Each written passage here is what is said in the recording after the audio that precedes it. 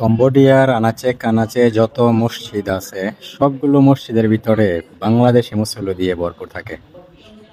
পুরো কম্বোডিয়ার যত মসজিদ আছে, তো এত পরিমাণ বাংলাদেশি কম্বোডিয়াতে আছে। আজকে আমার এই মসজিদে তৃতীয় জুম্মা, 3 সপ্তাহ পড়লাম এই মসজিদে জুম্মা। এটা হচ্ছে কম্বোডিয়ার সিয়ানোভিল শহরে, পাহাড়ের উঁচু নিচু ঢালে কম্বোডিয়ার এই মসজিদ। সিয়ানোভিলের বেশিরভাগ বাড়িঘরগুলো, দালান কোঠাগুলো পাহাড়ের উঁচু নিচু ঢালেই থাকে।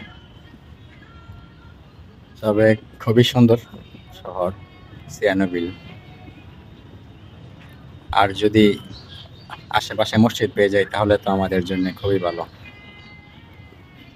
বাংলাদেশি মুসলমানদের জন্য। তবে অসংখ্য মানুষ কিন্তু নামাজ পড়তে পারে না, তারা কনস্ট্রাকশনে কাজ করে, ক্যাসিনোতে কাজ করে।